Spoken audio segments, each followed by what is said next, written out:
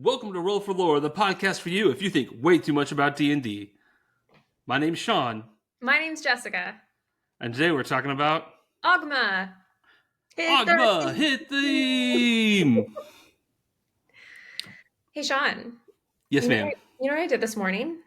What'd you do this morning? I read D&D news. Oh, what is in the D&D news? Well, the two articles I read as I rudely pull up my phone on this podcast, one was about the new subclasses they're introducing. Wait, what book is going to have new subclasses in it? Well, I'm not sure, but I can send you the article from Screen Rant and we can post it on our Patreon. But we've got some new exciting subclasses coming out for it just seemed like random D&D classes. It wasn't all of them, but we got something for the, I'm looking at the wrong article. I remember seeing one for like the rogue. There's a couple cool ones. So we might have to do an episode covering that. But the other article that I read, which I was really fascinated by, is they're coming up with a new spell mechanic that is apparently one of the most OP changes made to the game yet. Have you heard about that? No, I haven't heard about this at all. Have you heard about, and this isn't what our episode's about, but I was really excited to talk to you about this all day. Have you ever heard about circle casting? Ooh, is that where like multiple people come together to... I'm just guessing off context clues. Yeah. I subscribed, or I backed a Kickstarter that was about like doing group magic and stuff. I forget what it was called. Maybe, but it might involve that. It says circle casting is a way for spellcasters to use a ritual to amplify some spells and potentially give regular spells different effects, which it goes really in depth to what that means in this article. But it said it can be traced as far back as 2001, where it was like introduced in the Forgotten Realm campaign setting. So kind of where we're at right now. And it just says that it resulted from some sort of spectacular, or has resulted in some spectacular uses of the arcane.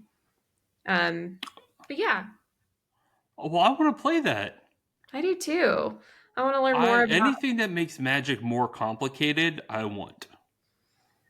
Yeah, so I don't know. I wondered if you had heard about that. It's some articles on Screen Rant that I found. I'll send them to you and I'll put them in our Patreon. But I'm interested too, because I think I've been getting a lot more D&D ads on my phone lately, and it's really, really pushing for the new books that came out. But I think that there was recently an announcement of like the schedule for more books coming out this year. So maybe that's where it came off of.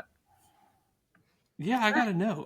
Anyway, we're not a news podcast. We're a lore podcast. We're not, but I thought it was kind of fun that our intro this time was actually about D&D and not about what I ate for dinner. So I like it.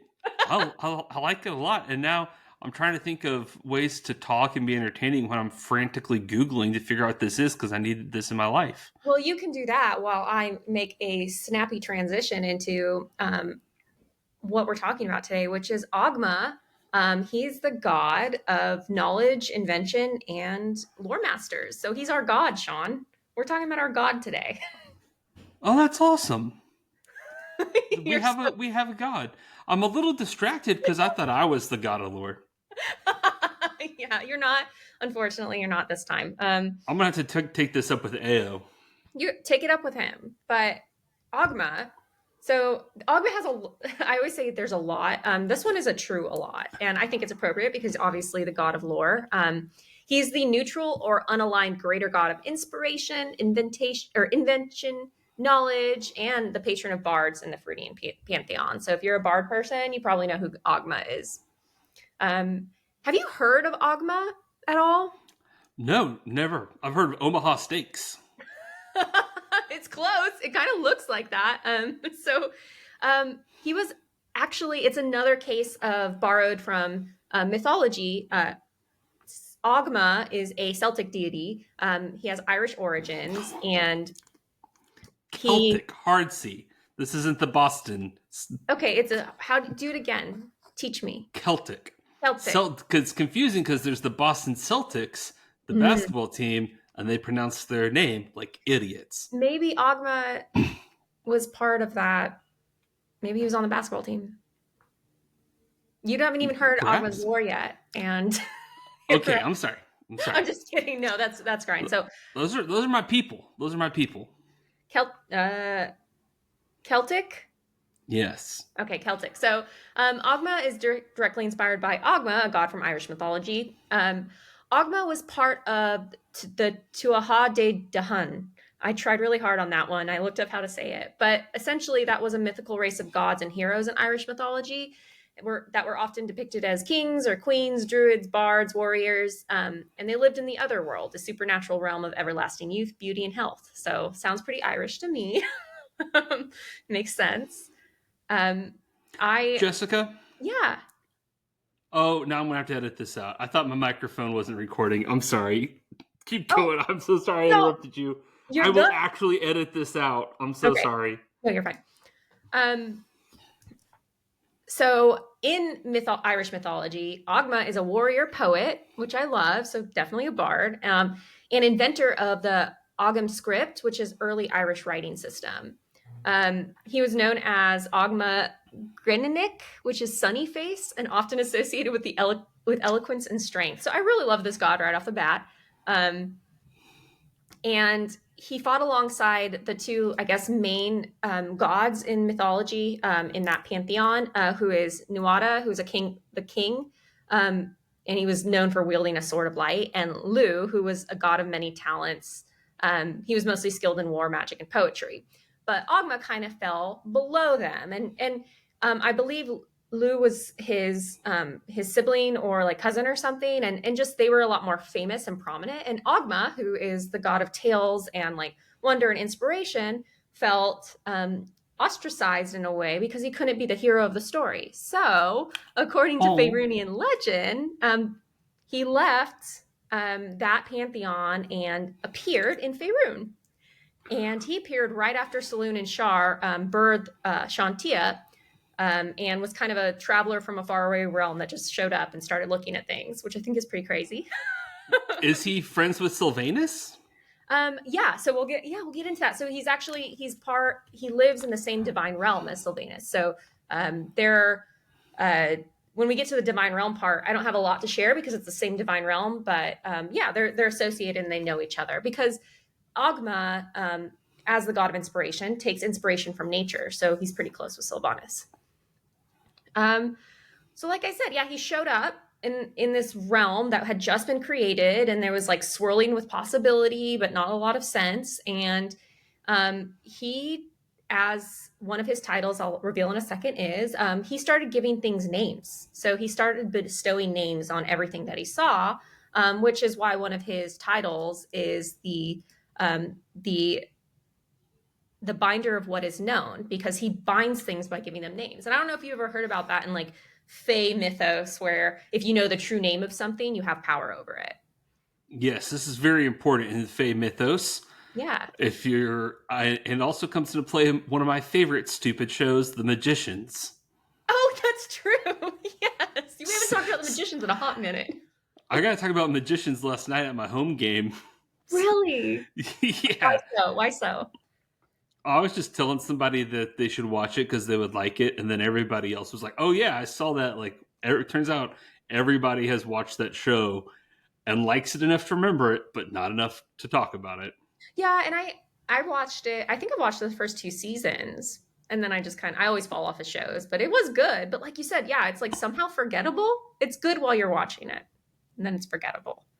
But Yeah. anyways, because he started naming things, he started holding a lot of power. And he was bound to the physical forms of these items that he named, and in that way became bound to Faerun, and became one of their larger deities throughout the realm. So pretty sick. I love gods that have like correlating history with, or like honestly, like that breaking the what is it, the wall?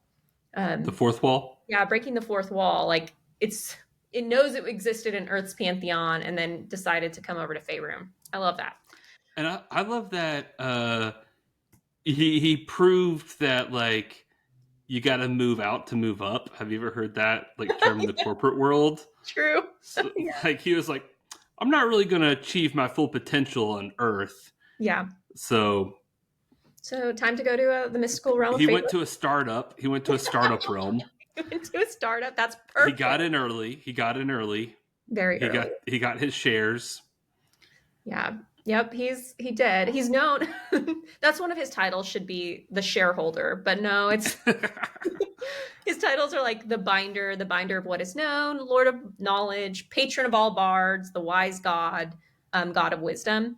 A derogatory title for him that he's like gods like Mask and Shar would call him are the unknowing, which really pisses him off because he's Yeah. he's very proud about what he knows, and he should be.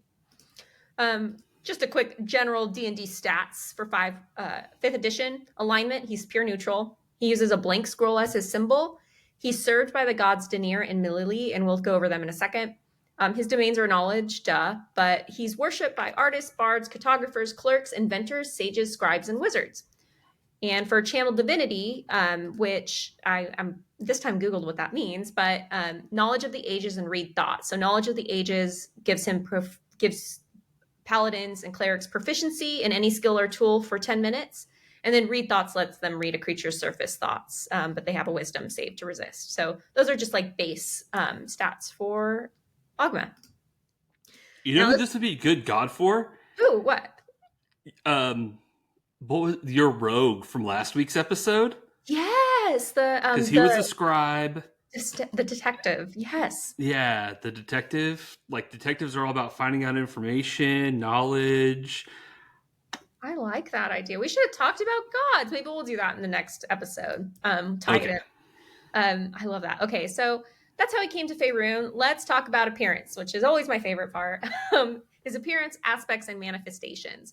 Now, not all gods have a manifestation pattern, but this one has a pretty, a pretty big one. So, just because he's like the god of knowledge, he relies mostly on speaking when he, I guess, encounters his followers. So he's rarely seen and depicted in many forms, but he has a very distinctive voice. But when he does appear, he most commonly appears as a handsome, dark skinned man in bright, resplendent clothing and ornate armor. And it's like, think of armor that's more set for a theatrical stage over like an actual battle. That's kind of what he dresses in. He does have an aspect that's more like war driven, which is this enormous, elderly yet like brawny man, entirely cloaked in his long flowing hair and beard, which I love gods that are just beards with faces. I didn't know it was a trend in Faerun, but I love it. So wait, his clothes are made out of his beard? Yes, Nice. I like it. I'll have to do that mid-journey one. But um, his attire typically includes a tabard with ornate shoulder plates, so like huge ornate golden shoulder plates. Imagine that on him. A cummerbund with a beautifully painted medallion buckle, and then open meshwork boots with curled pointed toes, tipped with dangling crystal teardrops. This guy is like pure bard, all the way bard. He's very flamboyant. Yes, yes. I like it. So he has other aspects, which is the other version of this god. Kurna, which is goddess of wisdom. That's all I have down here because there wasn't much about them, but that's another god that they take on the form of. Now, manifestation. So this is like when Ogma appears in the mortal realm. How does he appear? Well, when he manifests, it's commonly as a blue-green radiance with accompaniment of musical chords. And these chords were very distinctive and being described as a crawling or rising and almost menacing in their pitch. Could you imagine how much anxiety you're just sitting in a room and you start hearing and seeing that shit? Yes. So the chords would never change between manifestations, and they were proprietary to the patron of bards. So any musician who dared to play what they heard when he appears was instantly met with his manifestation warning them to detest or stop, desist. Got my words all mixed up. But anyways, he essentially threatened people who ever tried to reproduce his songs. And I think there was an account, I didn't write it in my notes because I heard it in passing in a video, but where somebody did try to play his songs and he sent them to hell to burn in eternity. So Also, he's not a very sharing god. well, as far as his music goes, no, I guess not. He was known. Well, Oh, go ahead. are we going to cast his aspects? Yes, let's do it in a second. But I'll Okay, wrap okay. up this. He was known to speak through a voice that was aged, refined, and echoing, and made statement. These statements just cracked me up. So, like when you would hear his voice, you would hear stuff like "well said," or "'tis well done," or "desist from thy course," or "perish." So, again, it would be really alarming if you just randomly heard that shit. And then he has an alternative manifestation of white light of blinding intensity. That's boring. No one cares about that. Every god does bright light. Seriously. Okay, so who would we cast this man as? All right, we got 3 of them. I've got 2 of them already picked out. The first one, I'm going as a young James Earl Jones. Ooh, let me look that up. Like Ooh, young James Earl Jones. He's got that presence with yes. that deep, rich That voice. voice, I love that. Yes. Yeah. And James Earl Jones would look good in resplendent clothing. Holy shit, yeah, you would. Yeah. And then for the second one, where he is an older, brawny man wearing a beard as a tunic, I'm going with Russell Crowe. Russell Crowe. Okay. I can bind that. Yeah. I like it. And I don't have one for the third one. Well, there was mostly 2. So I think that's Okay. good. I'm gonna just take yours because they're way better than anything I can come up. Because I would say something stupid like Tyra Banks again. Um, This is my favorite. This is my favorite game. Is to cast D&D gods. We need to just redo the podcast. Is to just like, and just that. yeah, Do I have to start all the gods over again? There's so many. no, but like, maybe we can have a bonus episode where we just cast all the old gods, Oh, that would be fun as shit. Yeah, just like a let's. speed round. Um. All right. So that's his what he looks like. His personality. I this is the first time I'm doing this, but I'm like gonna read this quote exactly from the Forgotten Realms wiki because I just really liked how they summed it up. It was Ogma's burden to choose which ideas and thoughts would spread and which would fade away from their creator, so that all others could not be in jeopardy.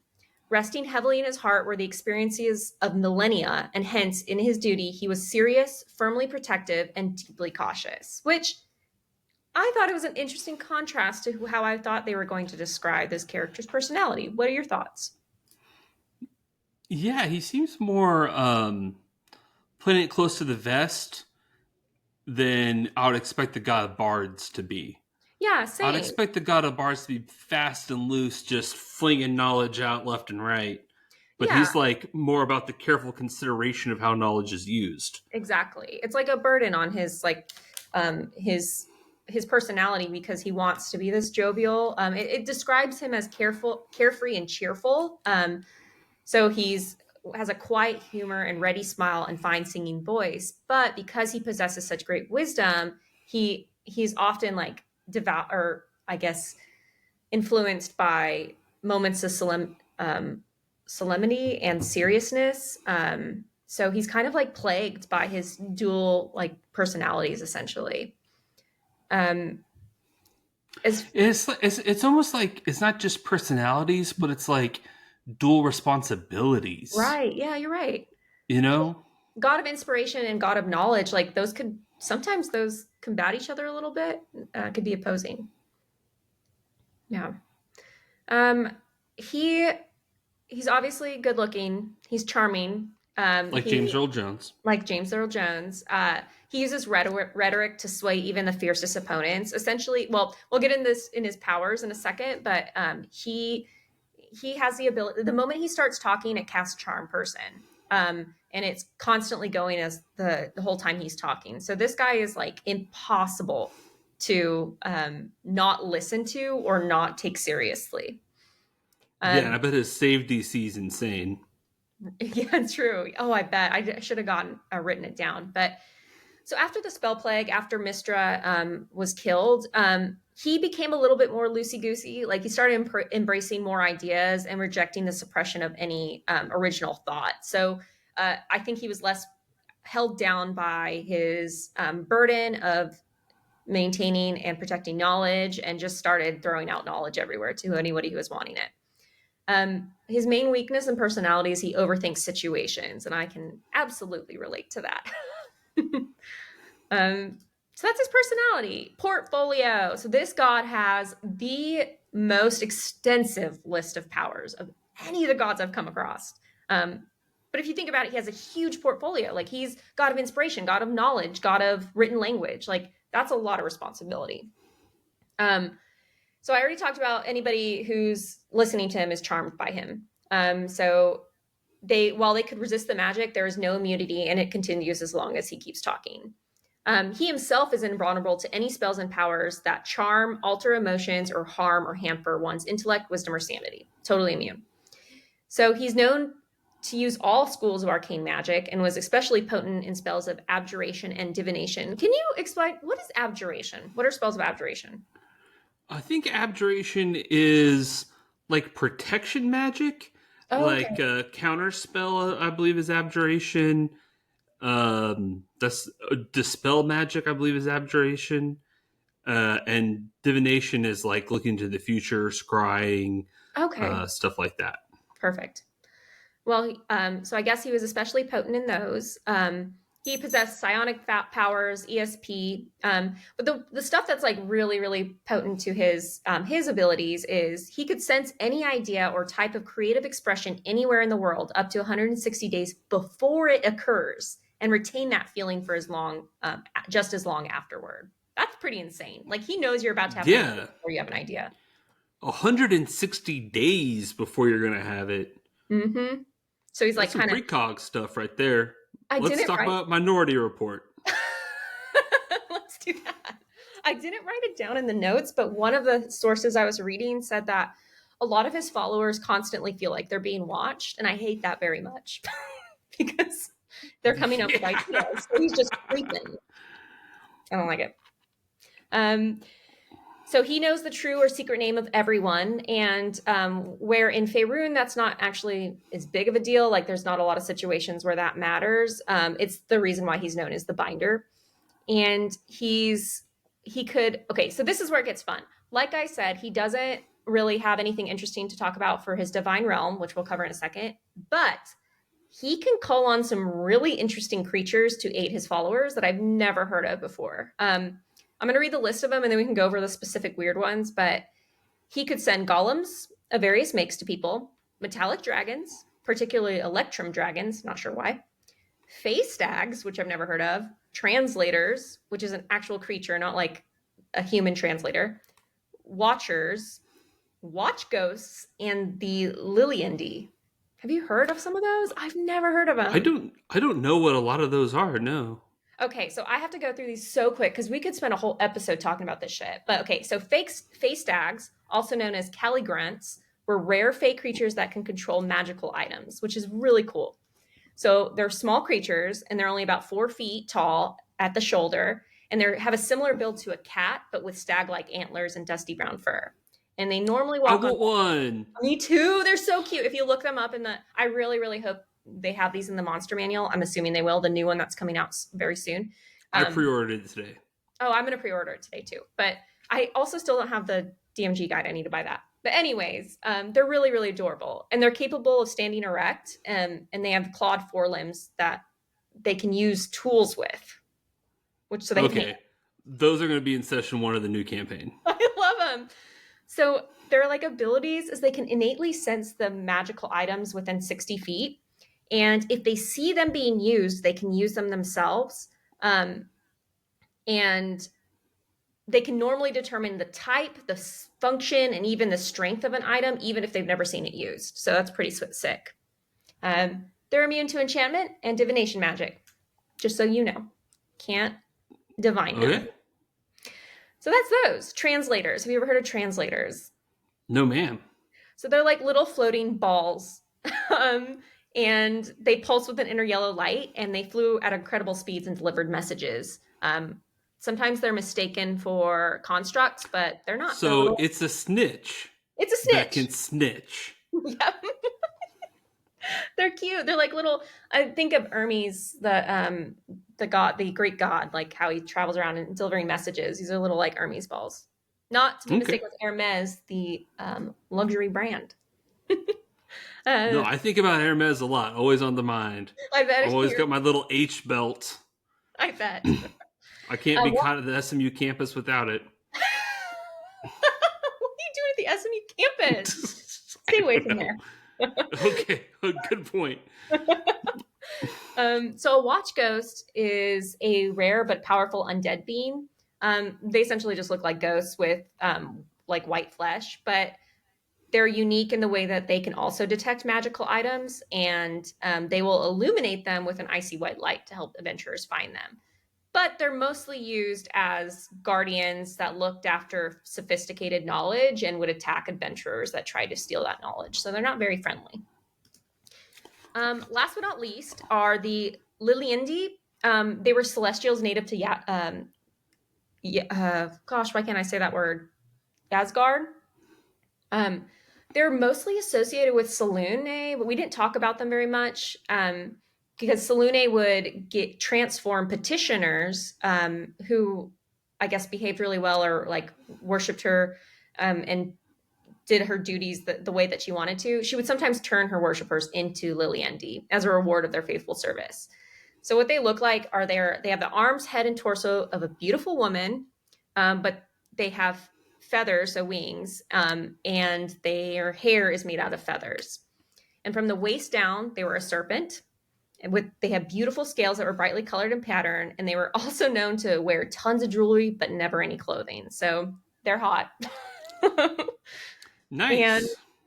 their magical abilities is they're capable of carrying 250 pounds while flying and can use their lower body to constrict smaller creatures when in flight. So why those and Ogma get along, or I guess they're in service of him, not really sure, but they're sick. Never heard of those. Yeah. Sounds great. Naked flying eagle snake women that can choke you. I love it. Of those, which one was your favorite? The cats with horns that can Me use too. magic devices. I'm just picturing them using laser pointers for each other and Oh, just like running around the forest floor like little 4 foot tall kittens. I love that. It's so cute. Okay, I'll be thinking about that all day. So the last little bit about just like general who is Ogma is wrestling. So What? This is coming out of left field. I did not picture this the god of bards to care about wrestling, but now that I'm thinking about it, WWF is those are all bards. John Cena is a bard. exactly. Yep, and they're always wearing crazy cool outfits. So Ogma was exceptional at the sport of wrestling. He was the best among the Celtic pantheon. And then when he came to Faerun, he was the chosen champion in most like wrestling battles. Well, He also when he came to Faerun, he was the only man. So like the only three other gods were all female. So that like true. I Do don't want you? to be sexist, but he had you know Yeah. maybe an advantage. I don't think Ao was doing a lot of wrestling on account of just being a floating beard. Okay, but okay, let's talk about this. Do you think Ogma or Shar would win in a wrestling battle? Ogma. Okay, I can get behind that. Everything I know about Char, I learned from the Act One of Baldur's Gate 3, and Right? I'm not impressed. I'm not impressed. Well, that's because Shadowheart is just so whiny in the first act. I'm sorry. See, while Char was trimming her bangs, Ogma was doing push-ups. He's Mm, ready to go. that's true. All those bangs. I can't believe. I need to replay Baldur's Gate just to look at the bang situation. Every statue has bangs. Uh, it's so funny. Okay, Divine Realms. So, like I said before, in the Great Wheel cosmology, Tir na Og is where he lives, and he lives there with Sylvanas. So we already talked about that place.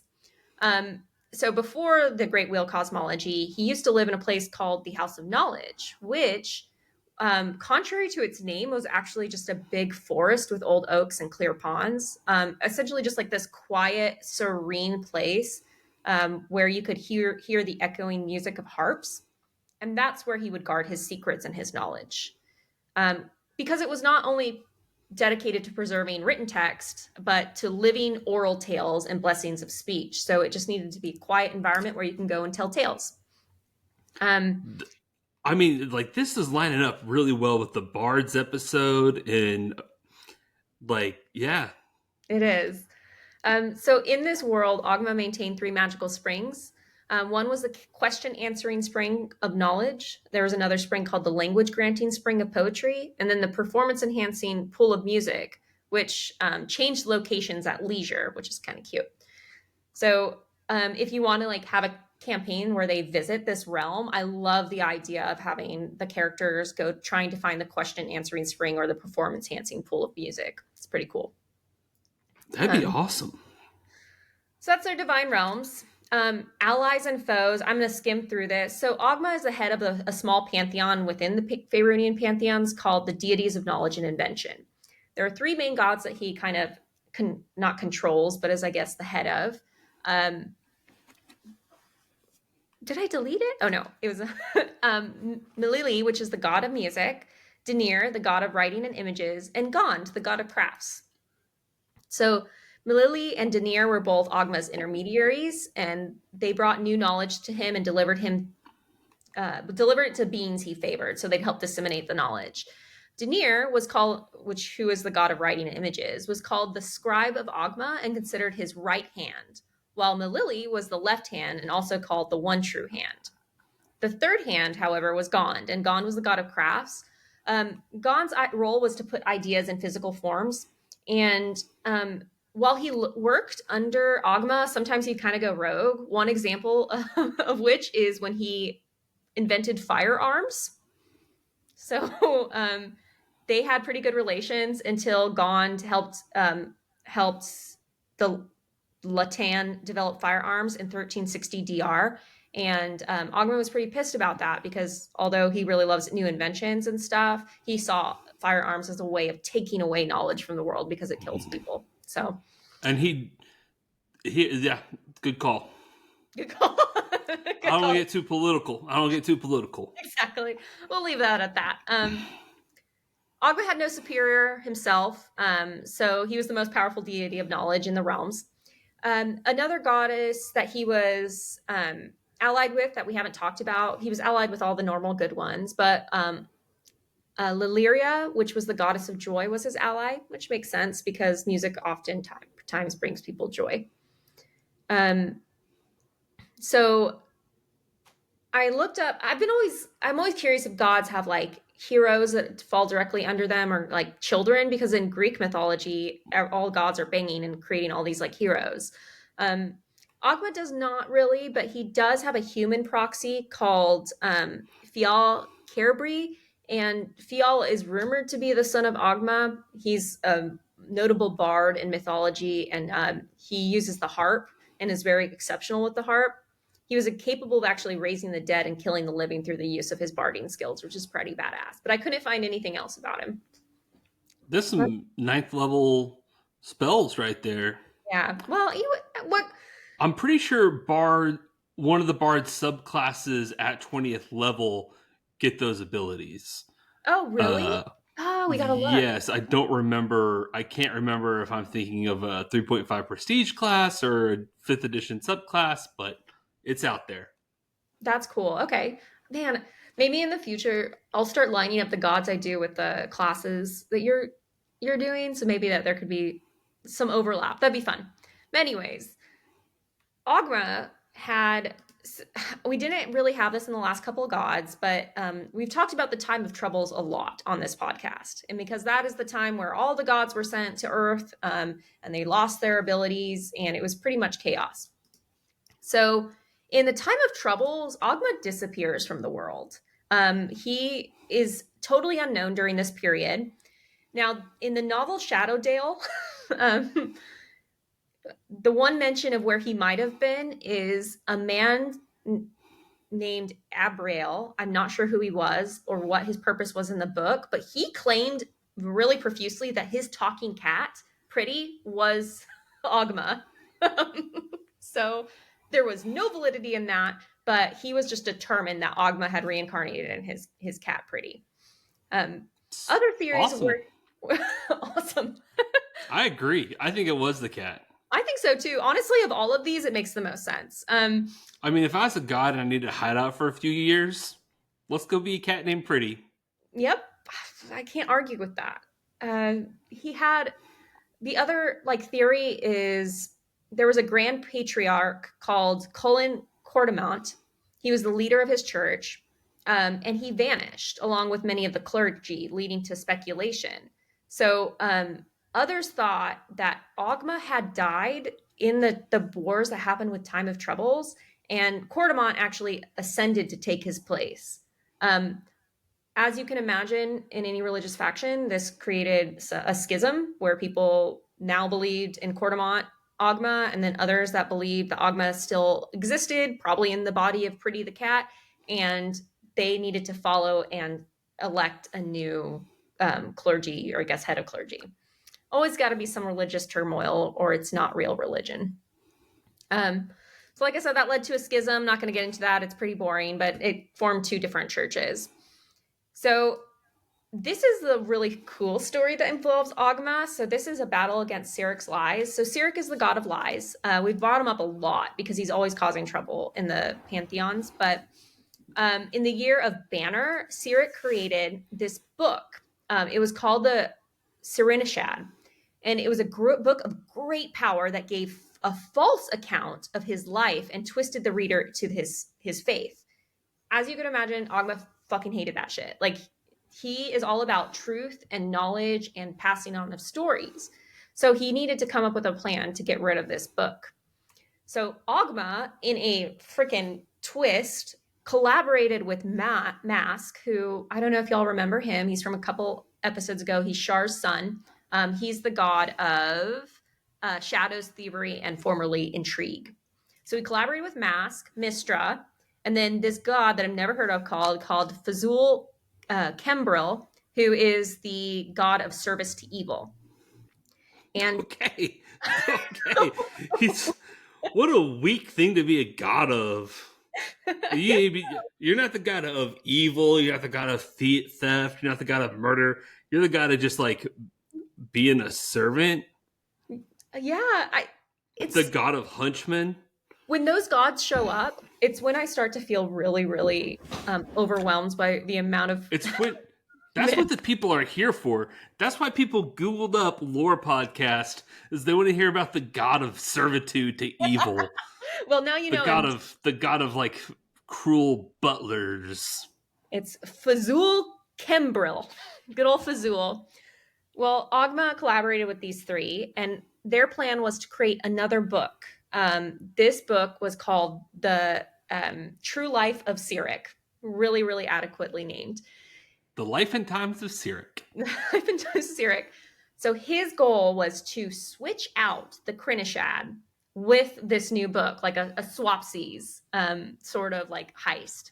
And jumping back a little bit, in order to write this book, Sirid captured a scribe, a bardic scribe named Rinda, and she was a girl who grew up in the slums, and her father was first asked to create this book and couldn't do it. So he like really threw his daughter under the bus and was like, actually, she can do it. She'll do a really good job at it.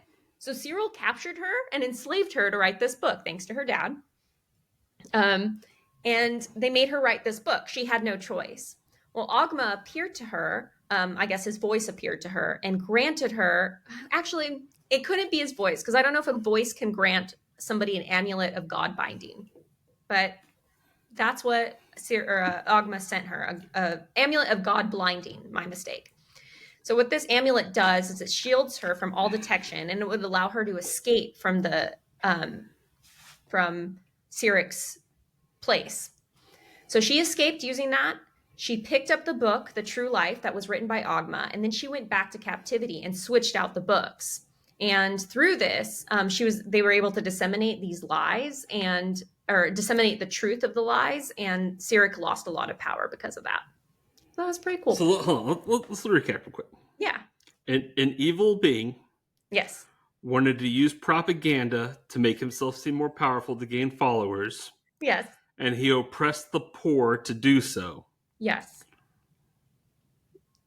I've never heard of someone do like stuff like that before in my life. Yeah. It seems like a great playbook. I wonder what he would do if it was successful. Then he like came to power. I wonder what he would do. That's cool. That would be a cool like campaign setting. Yeah, so like step one, create a mythos around yourself with lies and a book with a cool name. The book does have a cool name. I'll give him that. He knows how to market himself. Mm-hmm. So he's good at marketing. He's good at lying. He's good at oppressing poor people. Yep. This would be terrifying if he came to power. Mm-hmm. I'm glad that our good God stepped in Yeah. I and mean, this girl like switched stuff out with her cool necklace. I really wish I would have like then furthered that research and seen what happened to her. I wonder if she escaped or if she got killed. But we'll never know. You She can make that. became a princess and lived happily ever after. She didn't love it. She became a princess. Um, the church and clergy part of the episode. So Ooh, my favorite part. followers of Ogma are called Ogmanites. They wore white shirts with gold brocade. I wonder if it was just a white shirt. Didn't talk about their pants. So in my mind, they don't wear pants. Fair enough. They are Donald Duncan. very rarely any warriors associated, like direct warriors. It's mostly scholars that are in his church. It's not like, let's say, like Lathander's church, who is pretty much all worshipped by like people pursuing justice and light. He's universally revered. He all races, societal levels, and moral alignments are cool with Ogma. Uh, Followers include anyone who valued, preserved, shared, or sought knowledge. So a lot of times, wizards would actually be part of his clergy because they have this huge desire to learn. Um, Clerics, unlike most like neutral gods, his clerics could be of any alignment, including neutral. So I'm wondering if they put that in because obviously, like he is a neutral god. He has this burden of responsibility with knowledge, but also whimsy. His clerics could, I guess, swing the pendulum either way. So they could be really, really devoted to neutrality or pretty chaotic as bards. Anyways, you get the idea. His devotees, like I said, were artists, bards, cartographers, clerks, and inventors, librarians, lore masters. That's us. That's us. Sages, scholars, scribes, smiths, wizards, archivists, and true namers. Um, the fraternity of I'm order. also a true namer. Ooh, are you? Yeah, I am. What have you named? Well, I named 2 children. Oh shit, you're right. Yeah. I gave them pretty good names. I've My not. son's middle name is Danger. That's pretty rad. I still can't believe that's real. I need proof. I need proof. Oh, sure. I will send you a copy of his social security card. Perfect. I can't wait to open more credit cards. So he's this fraternity of order, or there was a thing called the fraternity of order. They favored Ogma. It said it was a lawful neutron faction in Sigil, which is the planescape setting. They believe everything follows logical laws, and by studying these laws, they can gain power and control of reality. So they oftentimes worshipped Ogma as the holder of all wisdom. He's popular in areas mostly the Dalelands and the Western Heartlands. He has a major following in Waterdeep, and I'm really excited to go over all of the locations. We're going to be doing that very soon, but just keep Waterdeep in your head with this, because I have no idea why, but they have aquatic worshippers. So Ogma is followed by aquatic races of the Seros, including dolphins and whales. Oh, dolphins and whales are very smart. It says here, parentheses, noted for their bards. I guess dolphins and whales have bards. Yeah, they sing. They communicate via song. That's pretty cool. That's so cool. I want to be the god of dolphins and kitty cats with horns. This guy's my new favorite god. I say that every time. I love it. That means I'm getting better every time. Aquatic worshippers. Festival of the Learned. So I only have one festival to go over this time. It is a day of scholarly gatherings, debates, and knowledge sharing. It actually sounds pretty cool. I was about to say boring. Oh, really? It's like are you talking about TEDx? Is his festival a TED Talk? It's essentially TEDx. Well, you think TEDx is boring? This is the god of NPR. Actually, God of NPR, Ogma. They should change their logo. you can tell his followers by their tote bags and Birkenstocks. What's wrong with Birkenstocks? No, I'm nothing. They push the gas pedal in your Subaru just fine. Yeah. I'm gonna tell Chris you said that. He sent us a picture of his Birkenstocks this weekend that he bought. Oh, Oh yeah. my dog just opened the door. So there's a dog Oh, here now. welcome. That's a new fun trick. So this festival, it's held annually. Its exact dates vary by region, but essentially people gather and they share TED Talks and they tell stories and they have contests of wit, which I would love to see. Do you think they're like roast battles or whatever? My dad watches that every day when he gets home from work. It's called Jeopardy. So they play Jeopardy. They play Jeopardy. Okay, Festival of the Learned is a festival of Jeopardy. Literally, I'm gonna put my dad on blast. He pays for cable so he can have a DVR, and the only thing he watches, this costs him $90 a month to have a DVR, and the only thing he uses for is Jeopardy. Is Jeopardy And still quality TV? yeah, Jeopardy's at an all-time high. People love Jeopardy, Ooh. but but it doesn't stream anywhere. At You can all-time only watch it. Jeopardy's killing it. Everybody loves this Ken guy.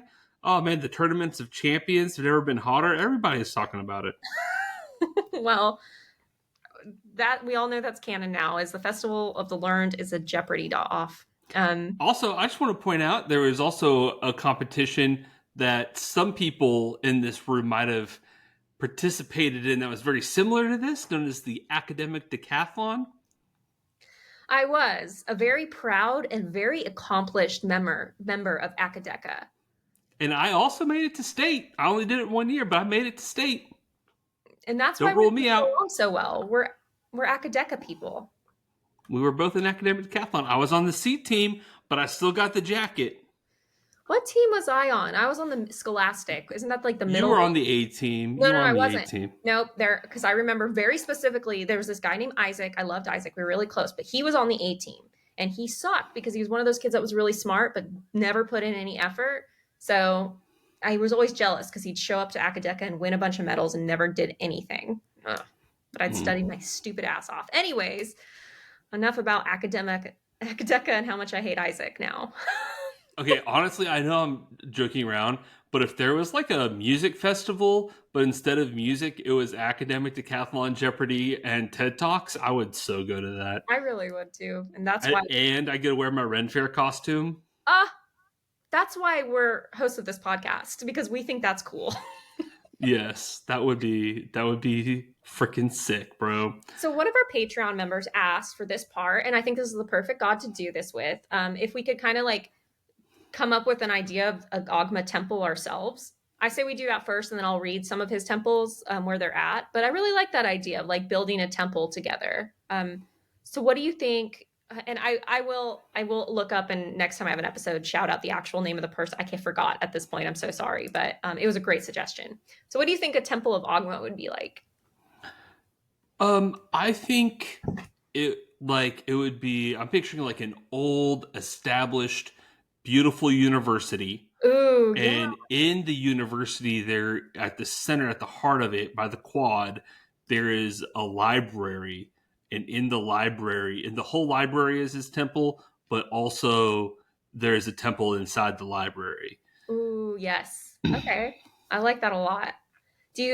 Where would this library be? I know we don't know Faerun very well, but like what kind of city? I'm picturing like in the center of a big city. I'm picturing in my mind the Trinity College in Dublin. Like you've probably been there. I have. It's so beautiful. It's like the most beautiful place I've ever been. But that's what I'm picturing is like the main college in probably Waterdeep. I don't know what city is like a good city. I don't know Faerun cities very well. I only know the bad parts of the cities. Yeah, same. But like whatever city is like a shining beacon of civilization. So that city is called Candlekeep. There isn't a temple to Ogmah in Candlekeep, but Candlekeep is one of the major places of worship because there's like a fortress library. there. And so it's like a place of worship because it keeps all of his ideals and knowledge and is preserved and protected in Candlekeep. So I love um, it. you were spot on. It describes his temples are usually grand libraries or archives, not like the typical religious setting. Have And you ever seen the did you ever watch One Piece? no, unfortunately, Okay, no. in One Piece, he would love this. There's this island where there's these huge, massive trees. The trees are like, and you can go inside. They're hollow, and the inside they're giant libraries. These trees are like skyscrapers, and the inside of them are libraries. Anyway, Ooh, he would love that that's really. I need to look that. I'm gonna Google that. I'm not gonna because do it right his now. land is like a forest. So That's perfect. So that's one of our. That's our. I guess pop media comparison to Ogma and Ogma's temples. His temples were mostly designed for scholars and bards, so that you would usually have like a grand hall for lectures and debates and storytelling. And then many temples were had a lot of divine and arcane wards to protect them against fire, theft, and decay.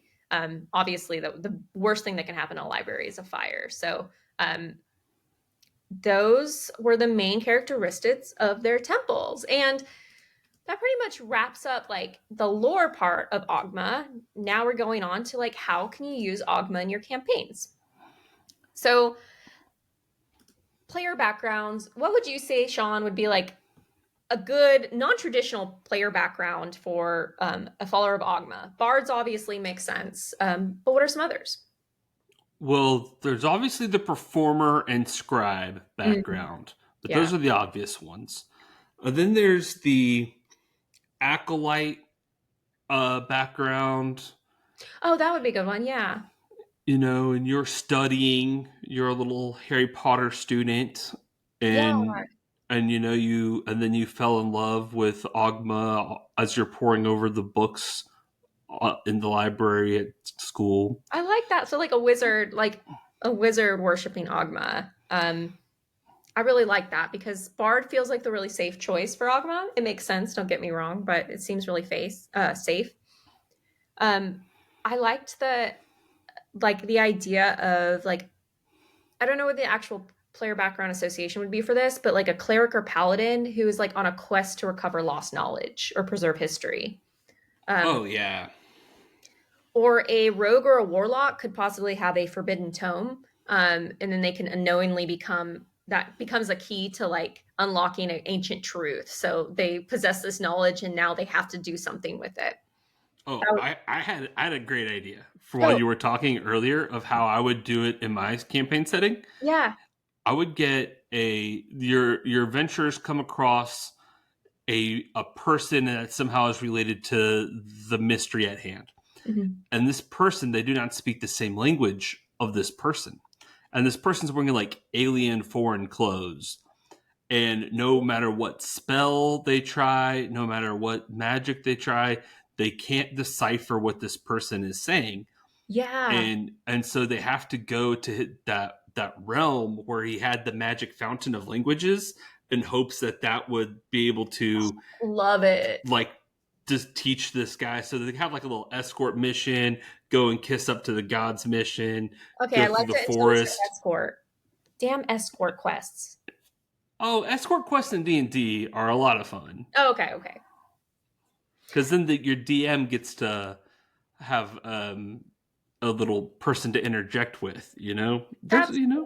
That's fair. you just played in a campaign where every mission was an escort mission, just about, or Yeah, like half the. we kept forgetting about her. Yeah, We really screwed her over. you escorted other people too, and it's fine. Escort missions in D&D are great. Well, I love it. I love Are that. there escort missions in Baldur's Gate? Or I guess the whole damn game carrying Shadowheart's ass around. Yeah, it's essentially what you're doing, just carrying her and her stupid relic around. The whole game is an escort mission. Remember Nadia in GoldenEye 64? That was the Yep. worst escort mission. Yep. That was the beginning of a long track record of awful escort missions. As a World of Warcraft player, it's essentially a meme at this point. Or these escort missions where they're going like walking speed and you have to try to follow behind them. It's awful. It's awful. Oh, Uh, that's horrible. At least Nadia could run. quest hooks. So these come from my beautiful friend ChatGPT. So I put input like what would be some really good campaign settings or ways to start a quest with Ogma. Some of which I really like the song that never ends. So a legendary bardic melody said to be penned by Ogma himself has been rediscovered, but playing it alters reality for better or for worse. So I really like that idea. My children know this song. What is it? It's called Hot to Go. She didn't win any Grammys for that song. I was very surprised. Did she win any Grammys for anything? I think she got new artist. I think she did. Okay, I don't know. I didn't know the Grammys already happened. I don't know anything about the Grammys, but I know that my daughter will get in my car and turn that song on, and we will listen to it until it is over, no matter where we are going. We So will listen to that song the entire time. that And you know what? I yes. love it the first 2 or 3 times, and then I'm kind of like, oh, rolling my eyes. But then 40 minutes later, we're finally getting to our mom's house, and I'm just like, HOTTOGO. I'm down. I like it. I So named my new character in my home game. Her last name is Dayrone as tribute to Chaparral. I like that a lot. Yeah. Um, you could do a schism in a church. We've already talked about that. Pretty boring, but I like this idea of a God's bargain. So Ogma offers a party member secret knowledge, but at what cost? Will they accept the truth that could change their path forever? So like the Matrix. Yeah. I love it. I love it. So last but not least, magical items. So I've got a little bit of homebrew in here, but I got some also really cool like actual items and legends that include Ogma. The first one I want to talk about because it's the most interesting is the Whispering Children. So this is real canon D&D written lore. The Whispering Children are powerful artifacts in the form of portraits. So what had happened is Ogma had a bunch of children, as gods often do. They weren't named children, but the paintings. So Cyric, our best friend Cyric, who's the god of lies, he turned them away from worshiping Ogma, even though he was his children, and through that act, transformed them into paintings. So there are the Whispering Children are these mythical paintings that hold great knowledge. They're the like when you find a painting, it is like the expert, I guess the SME in that knowledge. And there's only two have been identified in D&D lore. One is the Necromancer. So this painting was composed of many disturbing scenes. It knew all the secrets of necromancy and could even cast spells. And then there was the painting called the Thief. This painting knew all the secrets relating to rogues. So those are two that have been found. But there's essentially 22. So in your campaign, you could work in one of these paintings really easily. And I think it's really cool plot device for campaign settings. Yeah, that would be awesome. I would love to do that. That'd Yeah. be amazing. There is one guy, he's called Lord Castrian Norja of the noble house of not horse, House Norja. He managed to collect 7 of them. So like you could throw that guy. 7? Mm-hmm. You could throw that guy into your campaign and like have to go into. But we don't know what 7. No, we don't know it's 7. Ooh, that's cool. Yes. Okay. Normally I talk about God's weapons and their description setting part, but I moved it over to magical items this time because Ogma has a magical item you can use. It's called Ogma's Yarding. Yarding is an enchanted musical instrument carried by any avatars of Ogma, and it's like a guitar. It's essentially a guitar made of snow wood. So this yarding could play any note or any song or mimic any sound with perfection. And any music Ogma played from it could influence the emotions of the listener.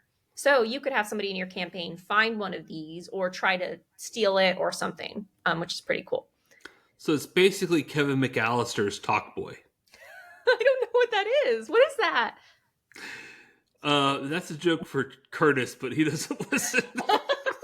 Send him that clip. Remember Home Alone? He had the little recorder where he could record and play back sounds to influence people. Okay. I see where you're going with that. I'm sorry that my continued, I guess, uninformed knowledge of pop media is what holds us back in this podcast, and I'm really sorry. Well, it's because I referenced kids' movies that came out before you were born. You're like 4 years older than me, Sean. About to be 5. My birthday's next week. I know. Okay. Legend Maker. That's his weapon, like his actual weapon. It's a okay, this when I read this, I was like, holy shit, this is Duck Newton's weapon. So Oh, really? yes, Legend Maker is a sentient magical longsword and a divine relic of the Church of Ogma that was created by the Lord of Knowledge himself. The purpose of Legend Maker, as the name suggested, is to experience the adventures of its bearers and their companions, and to recall them and to relate them to others later. It begins as a +1 longsword, and it would rise to the level of enchantment as its wielder's legend unfolds. So it would get more and more powerful the more you use it. So this is why I think it's like Duck Newton's weapon. So for those of you who don't know, Duck Newton is a character in the Adventure Zone podcast who has like this sentient sword. So Legend Maker was highly intelligent and charismatic with a neutral nature. It was skilled in appraising valuables, singing, spellcraft, and assorted general knowledge as bards were. It would even sing magical music like a bard and could communicate verbally and telepathically. It knew the languages of the common races, such as Dwarven, Common, Elven, Gnome, Halfling, but could only speak, not read them. It sensed through hearing, dark vision, and blind sense. Tell me that's not Duck Newton's sword. Yeah, that sword is awesome. Yeah. So now you can use Duck Newton sword in your campaigns, and it's actually like a D&D thing. Wrapping this up, some homebrew items. I found this one on I don't even think I wrote it down, but it was a homebrew wiki. So you could have Ogmah's Infinium, which is a book, and the book cover is made of patches of skin from all different races of the world. And when a creature reads from this book, their ability scores increase by 2, and their maximum ability scores also increase by 2. Upon such a use, the Ogmah Infinium immediately disintegrates into nothing, rendering it unusable. So that's a pretty OP item you can have. Yeah, that's like super busted. Yeah, That's okay, like well the then make it most a little less powerful busted. item ever. I like it. I like it. Hey, This and then this one was made by ChatGPT. I asked it to give me a fun new one. This is called the Quill of Eternal Insight. So it's believed to be the gift from Ogma himself. The Quill of Eternal Insight aids scholars, scribes, and adventurers in their pursuit of knowledge, illuminating both the literal and metaphorical darkness. So its properties has endless ink. It emits light. While holding the quill, the user gains advantage on intelligence. And then it has this thing called the Lore Keeper's Boon. So once per day, the user can cast a spell, comprehend languages without expending a spell slot. I really like this fake made up item very much. that's pretty cool. Can I tell you the item I made up? Yes, please do. Okay, so you know how he can tell if you have a good idea like 160 days in advance? Yeah. What if there is like a book, and when a bard opens it and reads it, they get tomorrow's good idea today, so they get like one spell slot from tomorrow today. That is such a good idea. Okay. What would you call it? Name it Um right now. ooh, the Book of Future Truths. Ooh, I love it. Okay. Write that down in canon. You better use that in our campaign that starts next week. I'm very excited. I already have like, I don't know, probably 2 years worth of story planned out. I'm very excited. Fuck yeah. Shout out to Tyler, who's joining our campaign. Almost essentially a new D&D player. It's going to be really cool. Yeah. Well, that's Ogma. I told you there was a lot, but it was a good a lot. There's a lot. I loved it. Ogma's awesome. Yeah, Ogma's bomb. But yeah, I think that's the end. I think we have a new little ritual at the end. We're gonna read some reviews, right? Or thank some Patreon members. Yes, we have new Patreon members to shout out. If you want to be a Patreon member, it's totally free. We only have one tier on Patreon. It's free. There's bonus episodes up every other week. Go join. There's like 11 episodes for you to go catch up on. And they're good. And we have chat going on in the community. It's going on. Eric E. Johnson just recently joined. So shout out to Eric E. Johnson. And Bethany Boyd, one of my good personal friends. Shout out to Bethany. Welcome, Bethany. thank you for joining. And uh, I think there's one more. I'm scrolling. I'm scrolling. It was a while ago. I'm scrolling too. Bees, also one of my good personal friends. Oh, good. Bees, a bees in the trap. I be bees in the trap. That's a song from 12 years ago. But yeah, so shout out to those wonderful people. We now have 20 Patreon members. We're doing Patreon stretch goals. At 25 members, we will start a Discord. Again, all free. The first 25 people get founder tags or Hmm. something. I don't know.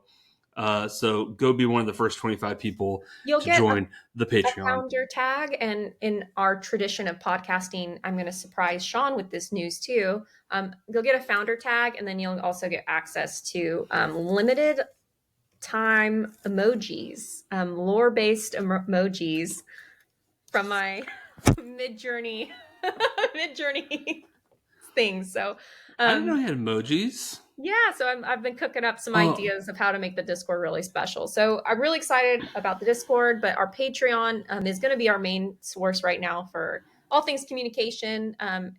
I love our Patreon because listeners are giving us suggestions on how to make the episodes better, information that they want to see and hear from. Like that idea, I was trying to scroll and find their name, but the idea to build a temple together. I love that. So join our Patreon and share us your thoughts.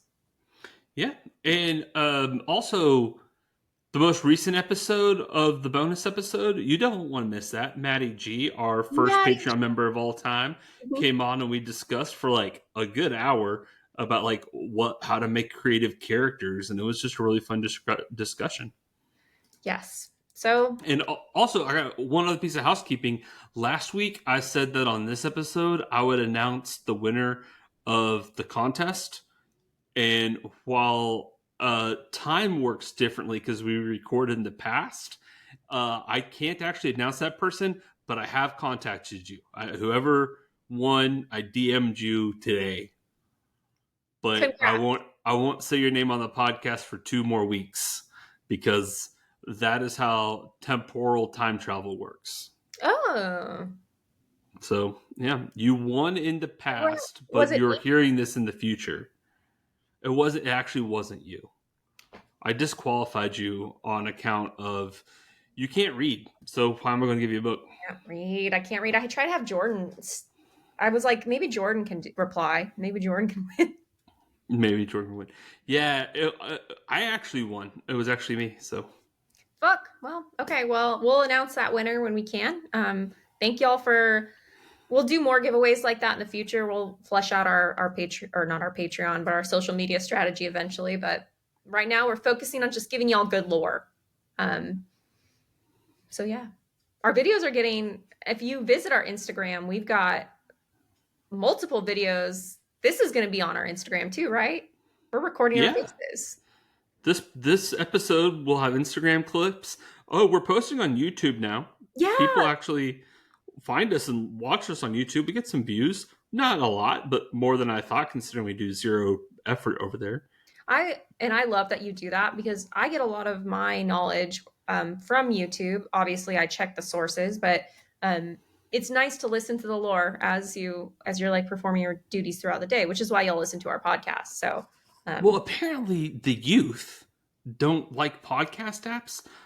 Apparently, like anybody like 14 to 24, they don't use podcast apps. They just watch. They just have podcasts play on YouTube in the background.